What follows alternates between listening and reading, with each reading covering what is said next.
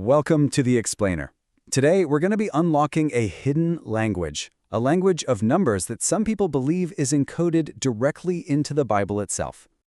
We're going to explore this ancient practice that suggests there's a whole mathematical layer just simmering beneath the surface of these texts you know so well. I mean, most of us know the really obvious ones, right? You've got the 7 days of creation, the 40 days of testing. These numbers just pop up so often you can't help but feel they're significant. But that's where the question gets really interesting. It takes us way deeper into this world of really intricate numerical patterns, patterns that some people argue are just way too complex to be a coincidence.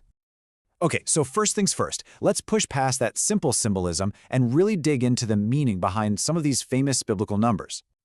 And you've seen this all the time, for sure. The number 3, it almost always points to divine perfection, like the Trinity. 7 tends to signal spiritual completion. 12 represents God's authority. Think about the 12 tribes of Israel or the 12 apostles. And then there's 40. That one almost always marks a period of testing or getting ready for something big. But look, that's surface-level stuff. That's just the tip of the iceberg. Let's get into the system that believers say is powering all of this, the codebook of gematria.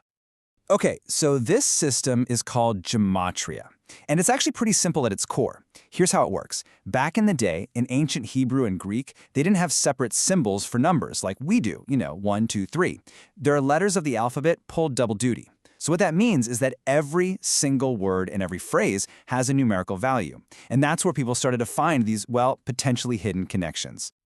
So let's take an example. In Hebrew, the word for love, that's ahava, it adds up to a gematria value of 13. Now, get this. The Hebrew word for one, echad, like in the phrase, the Lord is one, also has a value of 13. Okay, and this is where it gets really mind-bending. You add those two concepts together, right?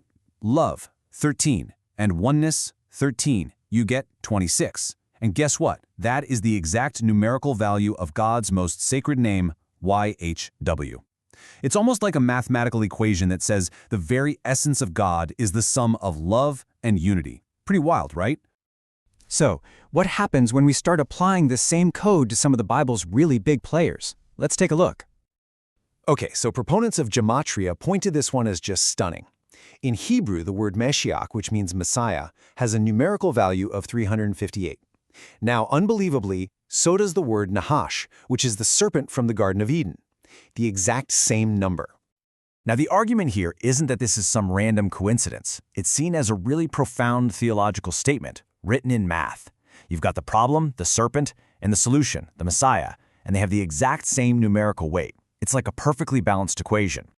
And we see this kind of duality again using the Greek version of this system, which is called isophesi. The name Jesus, or Isus in Greek, calculates out to 888. And this is seen as being in direct, intentional opposition to that really infamous number 666, the number of the beast. All right, now we're going to ramp it up. Let's look at what many people consider the most profound piece of evidence for this whole mathematical design idea.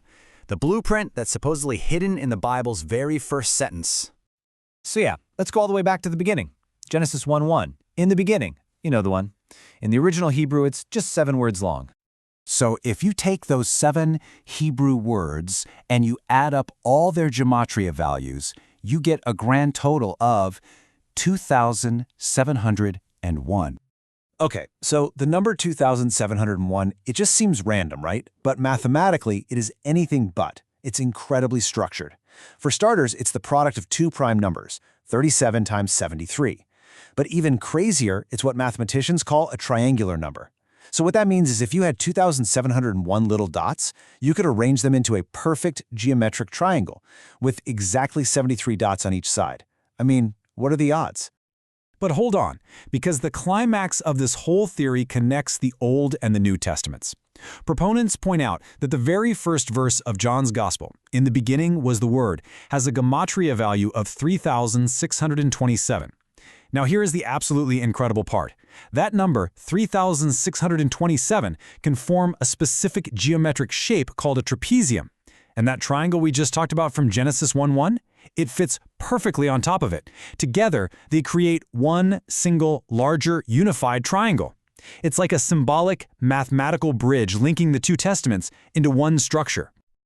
So you can imagine. This idea of a hidden geometric and numerical code has led researchers to look for even deeper patterns, stuff that goes way beyond just gematria. And some of the claims get pretty wild. Some researchers say they've found fundamental mathematical constants. We're talking pi, Euler's number, encoded right inside the gematria of these exact same verses, and not just kind of close, calculated to a high degree of accuracy. We're talking thousands of years before they were officially discovered by mathematicians. So where does that leave us? I mean, the crucial point is, how do you interpret all of this? Is it proof of a deliberate, divine fingerprint literally woven into the fabric of Scripture? Is it the work of some hyper-intelligent ancient scribes who had a mastery of mathematics we can't even fathom? Or is it just a profound example of the human mind's incredible, maybe even desperate ability to find patterns and meaning in any set of data you give it? The numbers, they're there. What they actually mean, well, that's the ultimate question, isn't it?